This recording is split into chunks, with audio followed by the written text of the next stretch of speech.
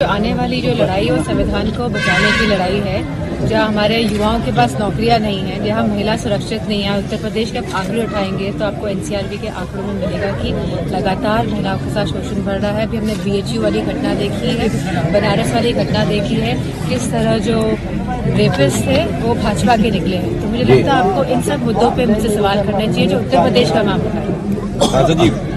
दिल्ली के मुख्यमंत्री अरविंद केजरीवाल पे जिस तरह से ईडी का हमला हो रहा है, ईडी लगातार उनको नोटिस दे रही है हाजिर होने की, इसको किस तरह से देखते हैं? किस तरह की राजनीति? जैसे से इलेक्शंस पास आ रहे हैं वैसे वैसे सरकार को लग रहा है भाजपा को कि उनकी सरकार पूर्ण बहुमत की नहीं बन रही है, तो इसी सबको देखते हुए इस तरह के कठोर कदम वो उठा रही है।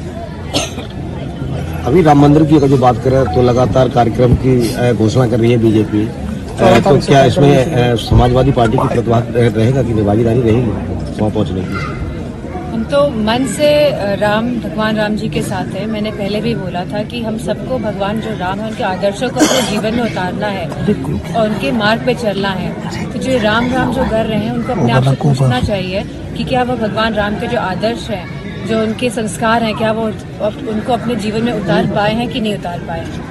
यूपी के मुख्यमंत्री योगी आदित्यनाथ उन्होंने कहा है कि जो पहले राम विरोधी थे अब वो राम मंदिर में आने के लिए न्योते का इंतजार कर रहे हैं। ऐसा कुछ नहीं, नेता कोई उत्तर प्रदेश के मुख्यमंत्री या कोई भी नेता जब भगवान बुलाते हैं तब दरबार में जाया जाता है। ये सबको बात पता है। हमारे हिंदू धर्म में यही बात कही गई है कि जब बुलावा लगता है तभी आप दर्शन करने के पहुँचते हैं। तो जब हमारा बुलावा लगेगा तो हम वहाँ पहुँच जाएंगे। राम मंदिर की तरफ से अखिलेश जी को निमंत्रण भेजा गया। बात कही है इंडिया गठबंधन को लेकर, उन्होंने कहा बसपा अगर इंडिया गठबंधन में शामिल नहीं होती तो उसकी परिकल्पना पूरी नहीं की जा सकती। तो इसको लेकर समाजवादी पार्टी आचार्य प्रमोद कृष्णन कांग्रेस के वरिष्ठ नेता हैं, उन्होंने कहा स्थानीय दलों को बताया दीमक।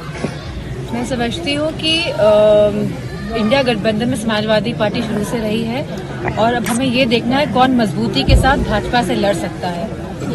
और मेरा मानना है कि हम जिस गठबंधन में है हम उस गठबंधन में बढ़िया करेंगे और जो सीट जहां से जो जीतने लायक होगा उन्हीं को सीट दी जाएगी, जिससे कि मजबूती के साथ भाजपा के सामने खड़े दिखाई दे।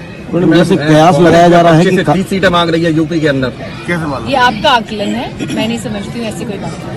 जैसे कयास लगाया जा रहा है कि कांग्रेस को हटाने की काम कर रही है सपा या बीजेपी? हमारे सामने हमारा जो पार्टी है जिसके साथ हमें लड़ना है वो भाजपा है और बहुत मजबूती के साथ लड़ना है। मैं समझती हूँ इंडिया ब्लॉक भी ये बात समझती है कि भाजपा को जो हराएगा कैंडिडेट उसी का साथ दिया जाएगा, उसी का समर्थन किया जाएगा। और जिस तरह से अभी राजस्थान में जो चुनाव हुए थे उसमें जो है ना लगातार 3 प्रदेशों में भाजपा काबिज रही है, तो क्या लगता है इसमें क्या ईवीएम की कमी है या समर्थन मिला?